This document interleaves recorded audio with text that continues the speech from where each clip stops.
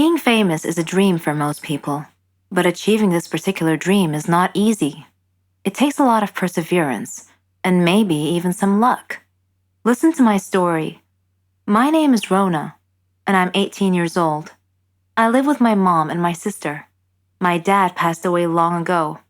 We live in a very poor neighborhood, where drug dealing and death are everywhere. My mom is a nurse, but even so, her salary is barely enough to make ends meet. I have always wanted a better life. I often admired famous people, like singers and actors, and I imagined myself living in their world of fame and glamour.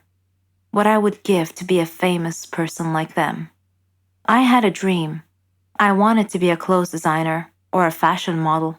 I would draw different styles of clothes and stand in front of the mirror, posing like a model.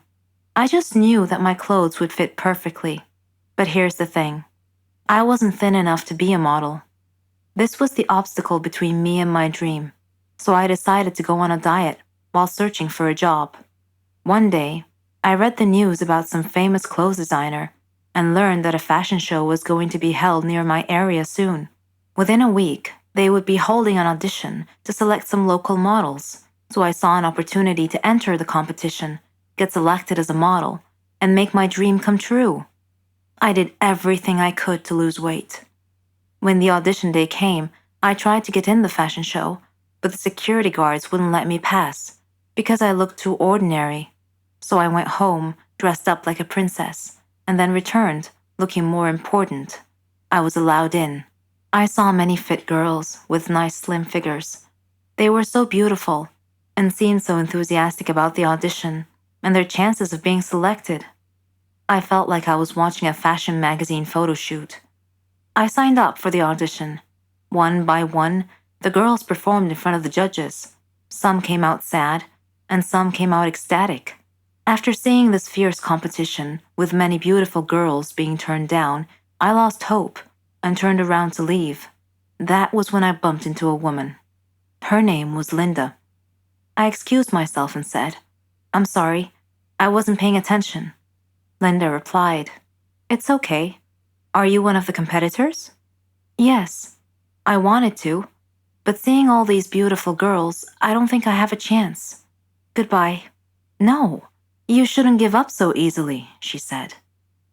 Her kind manner persuaded me to turn around and try out for the audition anyway.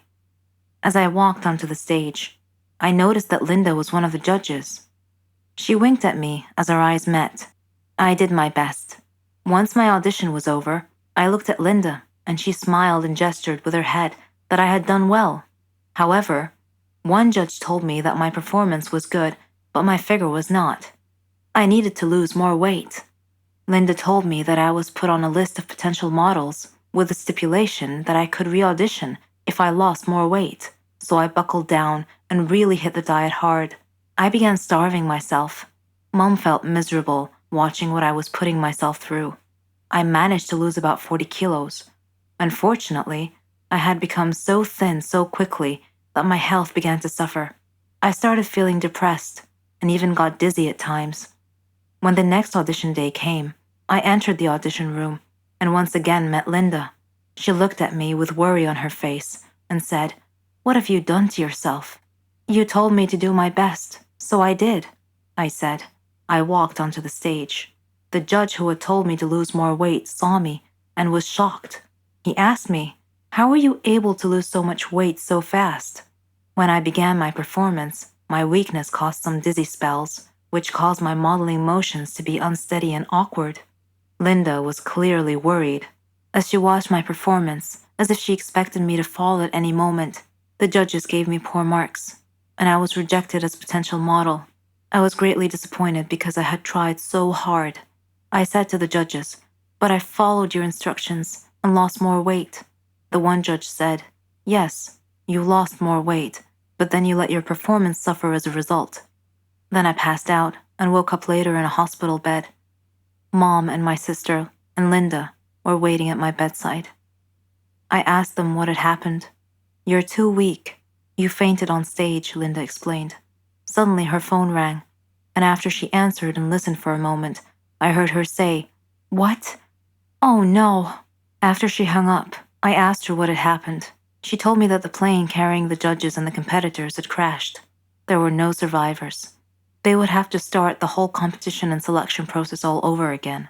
Though I was saddened by the tremendous loss of life in the plane crash, I chose to interpret this as a sign from above that I had another chance to achieve my dream, that I should not give up. With Linda's guidance and advice during my rehabilitation program, I was able to achieve an optimum weight with good health. Fate and my perseverance had given me a second chance, and I would not waste it. I am now ready and determined to try again. Hello, I'm Sarah. Ever heard of a phobia before? Don't worry, it's not contagious or anything. It just means you're scared of something in particular. Places, people, things. I have a phobia, but I don't like to talk about it, and I definitely don't want to be seen in that state. I was in my second year at college. I had been very busy that semester because we had a lot of assignments, and it was fine. I mean, I liked studying and completing tasks, but I was never a nerd or a geek. No. I like to dress nicely too. I have my own fashion and style. It wasn't easy making friends though. There were two types of people at my school: smart nerds who couldn't care less how they dress, and complete airheads who dressed nice. I didn't fit in either one of those groups, so I basically kept to myself until one day I got assigned to do a task with a girl and a boy, Jane and Kyle. They didn't look nerdy at all, and I thought to myself, oh great, looks like I'll be doing all the work. But when we started talking about the project, they didn't just sit there or toss ridiculous retorts. All three of us were having an actual conversation about the topic. I was so thrilled. It finally seemed like I belonged somewhere. We became friends and did everything together. We could tell each other anything. Well, not everything. I had one secret from my friends. I never told them I had a phobia. Anyway, a year later, Jane moved to Germany with her parents. She was going to finish college there. So it was just Kyle and I now. All through college, we were the best of friends. We even did our graduation project together. On graduation day, Kyle and I were supposed to go out for dinner. He wouldn't tell me where, said it was a surprise. And what a surprise it was. He had picked the highest tower in the whole city to eat dinner at the very top. I don't have a problem with high places in particular. In fact, I'm sure I'll love the view if I ever make it to the top. No, I had a problem with the elevator. A phobia, to be precise. So we were standing at the base of the tower, and Kyle was happily listing all the great features and restaurants up there, but I didn't hear any of it. I was too busy fretting, frozen to the spot, desperately trying to find a way out of the situation. I couldn't say no to Kyle, who was all excited to go up the tower, so I clenched it in and tried my best to stay calm. We got in the elevator, and the doors shut. I couldn't control what came after that. I was terrified, screaming and shouting hysterically, banging on the walls, then falling to the ground. Of course, I don't actually remember any of it. Kyle told me later on. The last thing I remember was the elevator doors shutting close. When I came to, I was at the hospital. Kyle was sitting by my bed looking worried. When he saw that I woke up and that I was feeling fine, he started laughing at me, saying, "Why didn't you tell me you had a phobia?" I felt ridiculous and started laughing too. And then, out of nowhere, he proposed. It was his plan all along, although he pictured it at the top of the tower. All that happened 3 years ago. We're married now, and we have a baby girl. I'm being treated for my phobia.